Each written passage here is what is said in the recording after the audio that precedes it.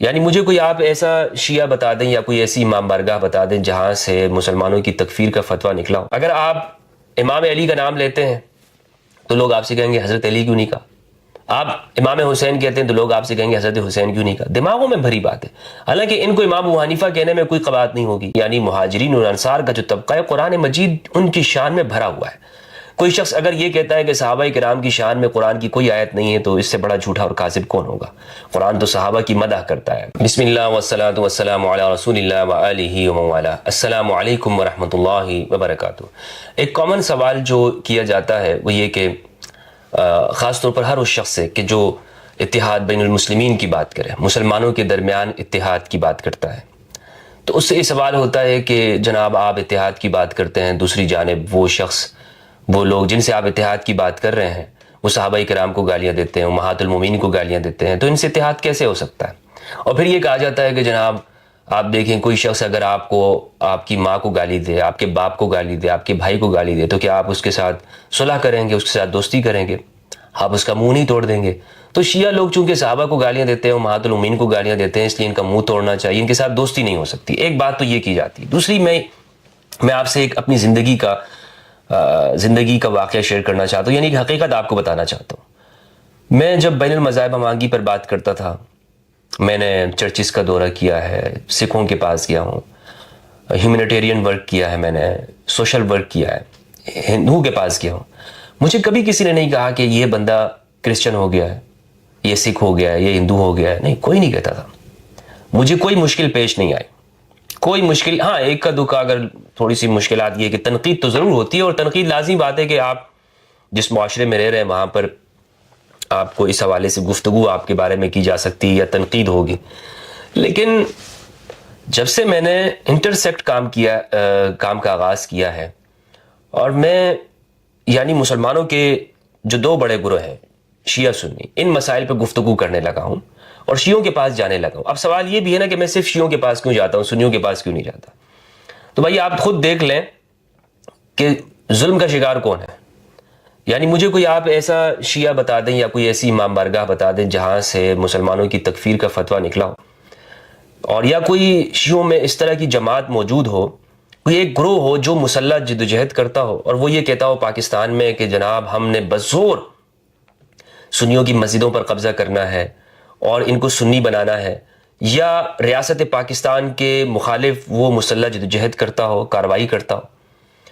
ایسا کوئی گروہ آپ کو نہیں ملے گا۔ یا دنیا بھر کی پولیٹکس کو آپ دیکھ لیں، عراق میں یا شام میں کوئی ایسا گروہ ہو کہ جو سنیوں کا قتل عام کرتا ہو اور اس کا کوئی ایویڈنس موجود ہو۔ ہاں آپ یہ کہہ سکتے ہیں کہ جناب شام میں حزب اللہ نے یہ کیا وغیرہ کیا، یا حشد الشعبی نے عراق میں فلاں علاقوں میں جا کر یہ کام کیے، تو وہ یعنی کوئی فرقہ وارانہ بنیادوں کے اوپر نہیں ہے۔ یعنی پاکستان میں آپ دیکھ لیں کہ جس طرح خاص یعنی ناموں سے جماعتیں بنائی گئی، اور ایک عرصہ دراز سے شیعہ جو پڑھے لکھے لوگ ہیں ان کو پکڑا گیا، ان کے بزنس مین لوگوں کو مارا گیا، ان کے ڈاکٹرز کی ٹارگٹ کلنگ کی گئی۔ تو ایسا جو جتھا ہے اگر کسی زمانے میں یہاں پہ بنا بھی ہوگا تو وہ ایک تھوڑے سے دور کے لیے کہ اپنے آپ کو بچانے کے لیے، جہاں تک میں سمجھاؤں۔ لیکن دنیا بھر میں اگر ہم یہ دیکھتے ہیں تو کوئی بڑا گروہ نہیں ہے، ان کے اندر ان کے مرجے سے کوئی ایسا فتویٰ نہیں ہے کہ آپ یہ کام کریں۔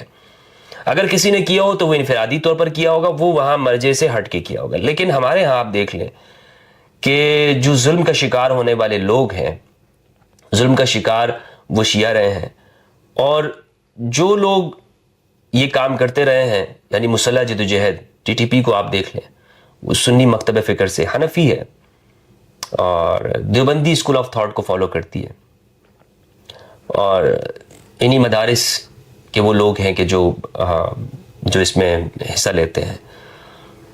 تو اس طرح کی جتنی بھی مسلح تنظیمیں ہیں ان کا تعلق کہاں سے، یہ آپ کو معلوم ہو جائے گا۔ یہ کوئی فرقہ وارانہ بات میں نہیں کر رہا ہوں، یہ وہ بات میں کر رہا ہوں کہ جو آپ کے سامنے ہر بندہ جان لے گا کہ ہاں بھائی یہ ان کا تعلق کہاں سے، ان کا تعلق کہاں سے، ٹھیک ہے نا۔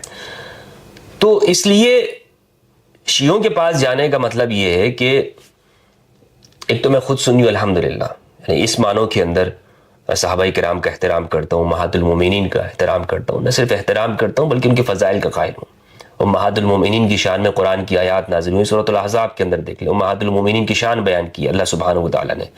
اور صحابہ کرام رضوان اللہ علیہم اجمعین یعنی مہاجرین اور انصار کا جو طبقہ ہے، قرآن مجید ان کی شان میں بھرا ہوا ہے۔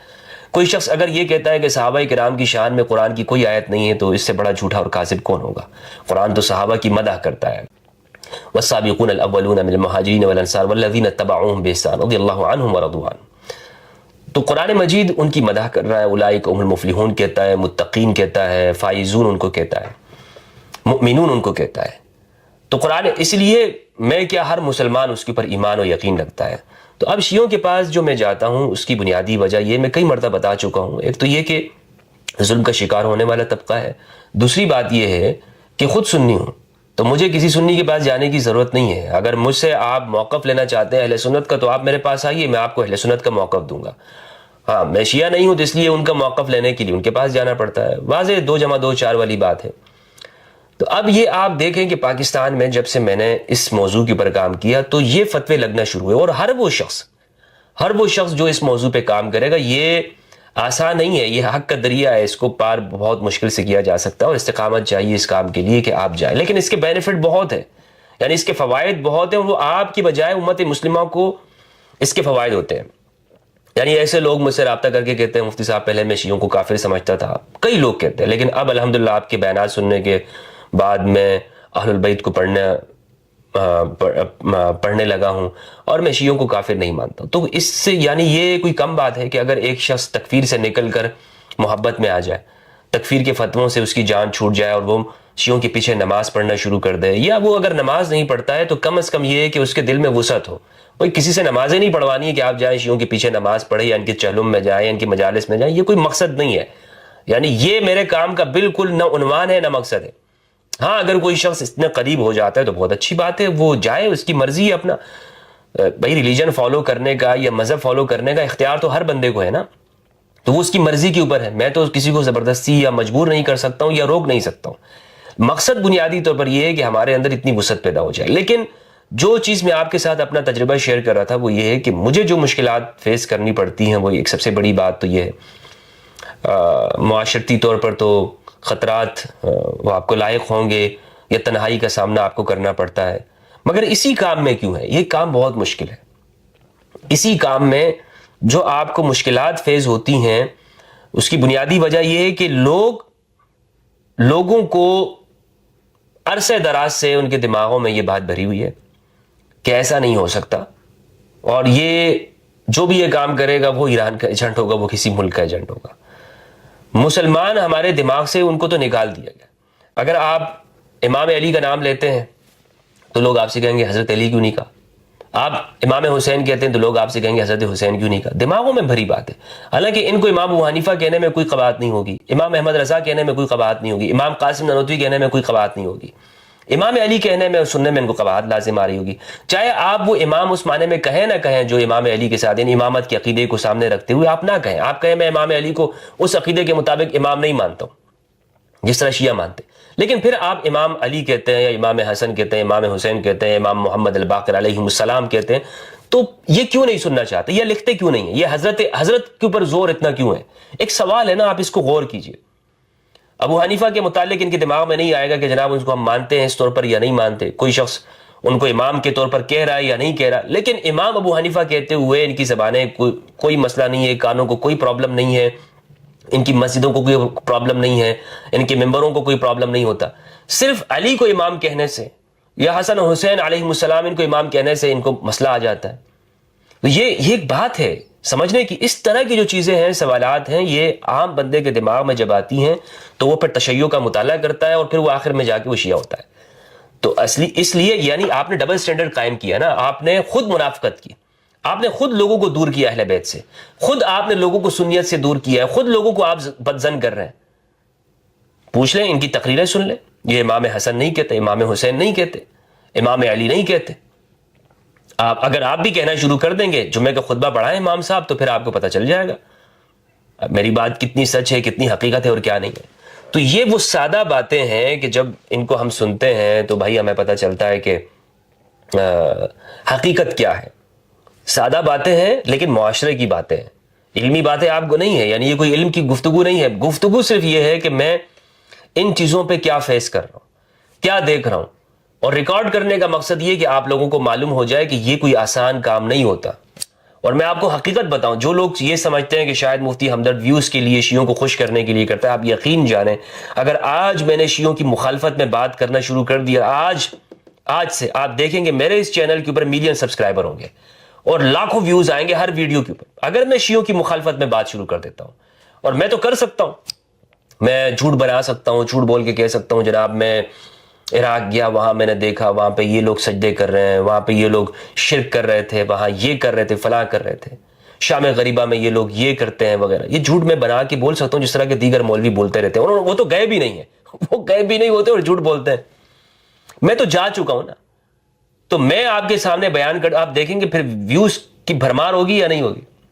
جو لوگ کہتے ہیں جناب میں ویوز کے لیے کر رہا ہوں، تو ویوز تو اس طرح حاصل ہوں گے نا، کیونکہ میجورٹی وہ سنی ہے یا شیعہ، میجورٹی سنی ہے دنیا بھر میں، تو زیادہ سننے والے کون ہوں گے. آپ شیعوں کی برائی کرنا شروع کر دیں، دیکھیں آپ کس طرح ویوز آتے ہیں. یہ تو میں ہارمنی میٹھی میٹھی باتیں کر رہا ہوں، لوگ اس کو سنتے ہی نہیں. لوگ کہتے ہیں یار پاگل ہے، لوگ کہتے ہیں یار پاگل ہے، چھوڑو یہ کام ہونے والا نہیں ہے، یہ ویسے ہی یہ بولتا رہے گا. تو ہزاروں چند ہزار ویوز آتے ہیں، زیادہ سے زیادہ لاکھ ویوز آ جاتے ہیں. ہونا یہ چاہیے کہ ہم محبت کے کام کے لیے زیادہ اس کو دیکھتے ہیں، لیکن لوگ نہیں دیکھتے اس طرح کی چیزوں کو زیادہ طور پر. ہاں جھوٹ بکتا ہے یہاں پہ، آپ جھوٹ بولیں، مذہب کے نام پر بولیں، شیعوں کے خلاف بات کریں، دیکھیں گے آپ بھرمار ہوگی. جناب ابو طالب علیہ السلام کے کفر کی بات کریں، سننے والے لاکھوں ہوں گے آپ کو. اس میں جتنے بھی مولوی پاپولر ہوئے ہیں پاکستان میں، تو شادیوں کے نام سے ہوئے ہیں، کچھ اس طرح ہیں کہ جو توہین کر کے، امام علی کی توہین کر کے ہوئے. بڑا نام میں ڈاکٹر اسرار صاحب کو نہیں جانتا تھا، لیکن ڈاکٹر اسرار کی مجھے ایک بات یاد ہے کہ ڈاکٹر اسرار صاحب نے امام علی کی توہین کی تھی. میں اس طرح اور بھی نام ہے، چلے میں نام نہیں لیتا ہوں، چھوڑیے. لیکن امام علی علیہ السلام کے حوالے سے ڈاکٹر اسرار صاحب نے، اللہ ان کی مغفرت فرمائے، انہوں نے پھر آگے جا کر بہت اچھی گفتگو بھی کی. یہ میں بات نہیں کر رہا ہوں کہ وہ تھے اس طرح سے ڈاکٹر اسرار صاحب، یا ڈاکٹر اسرار صاحب کوئی مطلب بہت توہین کرنے والے شخص سے نہیں. کہنے کا مقصد یہ ہے کہ کچھ لوگ پاپولر ہی پاکستان میں یا دنیا بھر میں وہ ہوئے ہیں، تو وہ اہل بیت کی توہین کر کے ہوئے ہیں، یا وہ ایکسٹریمزم، ایک ایکسٹریم نقطہ نظر اپنا کر اہل بیت کے بارے میں ہوئے ہیں. اس اعتبار سے نہیں ہوئے کہ میری طرح کوئی شخص محبت کی بات کر کے پاپولر ہو. لوگ محبت کی بات کرنے والے کو تھوڑی پاپولر کرتے ہیں. تو میں یعنی مجھے کون سی شیعوں کی سپورٹ حاصل ہے؟ اگر وہ شیعہ اس معنوں میں ہمدردی کرتے بھی ہیں، میری ویڈیوز دیکھتے ہیں یا کمنٹ کرتے ہیں، تو ان کا بہت شکریہ ہے. لیکن میں شیعوں سے بات نہیں کرنا چاہتا، یعنی میں شیعوں کے لیے یہ بات نہیں کر رہا ہوں، شیعوں کو نہیں سنانا چاہ رہا. میں تو اپنے سنی بھائیوں کو سنانا چاہ رہا ہوں کہ ہم سے جو ہمارے اہل بیت کے فضائل چھپائے گئے، یا ہم ابو حنیفہ کو امام کہہ رہے ہیں، مالک کو امام کہتے ہیں، شافعی کو امام کہتے ہیں، احمد بن حنبل کو امام کہتے ہیں، ہماری زبانیں نہیں تھکتی ہیں رحمہم اللہ. لیکن اگر علی کے نام کے آگے علیہ السلام ہم امام علی کہہ دیتے، واللہ باللہ یہ زمین اور آسمان ایک کر دیتے ہیں، یہ عذاب نازل کر دیتے ہیں، یہ عذاب بن جاتے ہیں ہمارے لیے، جینا مشکل کر دیتے ہیں. فتوے فتوے فتوے، آپ کو مسئلہ کے فلاں اور مسئلہ کے فلاں سے نکالیں گے. یہ کیا ہے؟ سوچیں. یہ میں عام لوگوں سے گفتگو کر رہا ہوں، آپ سوچئے گا ان باتوں سے. چھوٹی چھوٹی باتیں میں آپ کو بتا رہا ہوں، ان چیزوں کو دیکھیں، آپ کو اپنے معاشرے میں نظر آئیں گی. آپ کو مولوی صاحب یہ کہیں گے، آپ مولوی صاحب سے پوچھئے. حدیث الثقلین تو یعنی ایک علمی بات ہے، اس بات کو اپنے علماء کے سامنے رکھیں نا. علیہ السلام، آپ السلام علیکم ایھا النبی ورحمۃ اللہ وبرکاتہ، السلام علینا وعلی عباد اللہ الصالحین، السلام علینا وعلی عباد اللہ الصالحین. حضرت مریم کو آپ علیہ السلام کہتے ہیں، حضرت خضر کو آپ علیہ السلام کہتے ہیں، کوئی قباحت نہیں ہے. یعنی میں اس کا مخالف نہیں ہوں، مریم کو علیہ السلام آپ کہہ رہے ہیں، حالانکہ وہ نبیہ بھی نہیں ہے. تو جب کوئی شخص امام علی علیہ السلام کہتا ہے، یا امام حسن علیہ السلام، امام حسین علیہ السلام، یا سیدہ زہرا علیہ السلام البتول، ان کا ذکر کرتے ہوئے وہ یہ بات کرتا ہے، تو آپ کو کیا پیٹ میں مروڑ پیدا ہوتی ہے؟ آپ کو رافضی ہے، شیعہ ہے، غالی ہے، فلاں ہے. یہ جو چیزیں ہیں نا مولوی صاحب، یہ آپ کے چہرے سے نقاب اتارتی ہے. مجھے یہ جتنے بھی مولوی ہیں، ان کے چہروں سے آپ نقاب اتارنا چاہیں نا، تو آپ ان کے سامنے یہ الفاظ پوچھیں. نہیں، یہ شیعہ آپ کو اسی طرح کہیں گے، کوئی دلیل ان کے پاس نہیں ہے. یا تو یہ کہیں گے کہ نبی کے علاوہ کو علیہ السلام نہیں کہنا چاہیے، یا یہ آپ سے کہیں گے شیعہ کہتے ہیں اس لیے نہیں کہیں. اور کیا ان کے پاس؟ رافضی کہتے ہیں رافضیوں کے ساتھ مشابہت ہے، اس لیے آپ علیہ السلام نہ کہیں انبیاء کے علاوہ کسی کو. ہاں رضی اللہ عنہ کہیں، رحمت اللہ علیہ کہیں، محمد الباقر رحمت اللہ علیہ السلام رضی اللہ عنہ، امام محمد الباقر علیہ السلام، جعفر الصادق رحمت اللہ علیہ، حضرت جعفر صادق رحمت اللہ علیہ، اس طرح نام لیتے ہیں یہ لوگ۔ امام کہتے ہوئے ان کی زبانیں ٹوٹتی ہیں، زبانیں۔ تو یہ وہ باتیں ہیں جس کو ہم نے سمجھنا ہے، اور یہ یعنی بہت گہرائی تک آپ نے جانا ہے، لوگوں تک میسج پہنچانا ہے، پیغام پہنچانا ہے، اور مجھے اس میں آپ لوگوں کی مدد کی ساتھ کی ضرورت ہے کہ میرے اس پیغام کو آپ زیادہ سے زیادہ سنیں، زیادہ سے زیادہ لوگوں تک پہنچائیں، اور الحمدللہ عز و جل، اللہ کا لاکھ لاکھ شکر ہے کہ کم عرصے کے اندر لوگ ہمیں زیادہ سننے والے ملے ہیں۔ میں اللہ کا لاکھ لاکھ شکر ادا کرتا ہوں کہ پروردگار نے مجھے علی کے غلاموں میں سے بنایا۔ میرا شمار ان لوگوں میں سے ہوتا ہے پاکستان میں، دنیا بھر میں، کہ جو علی کا غلام ہے۔ آپ مجھے کچھ بھی کہیں، میرا شمار، کوئی بھی شخص کسی کے سامنے آئے گا نا تو وہ یہ کہے گا کہ یہ وہ ہے جو حدیث ثقلین سناتا ہے۔ کسی کی پہچان اللہ نے مولوی کی کس میں بنا دی، کسی کو کی پہچان کس میں رکھ دی ہے، کوئی کس نام سے مشہور ہوتا ہے، لیکن الحمدللہ عز و جل پاکستان کا واحد شخص ہوں کہ میں حدیث ثقلین سے میری پہچان ہوتی ہے۔ ہزاروں لاکھوں لوگوں تک ابھی تک میرے چینل کو دیکھنے والے تقریباً کوئی 2 کروڑ سے زیادہ ہو چکے ہیں، تو 2 کروڑ لوگوں تک جو میرا پیغام، میری جو چہرہ گیا ہے نا، وہ حدیث ثقلین کے ساتھ گیا ہے۔ حدیث الثقلین، فخر ہے مجھے رابضی ہونے پر، الحمدللہ، اگر حدیث ثقلین کی وجہ سے رابضی سمجھا جاتا ہے۔ تو یہ میری گزارشات ہیں، میں یہ چاہوں گا کہ آپ توجہ سے سنیں اسے اور دوسروں تک پہنچائیں۔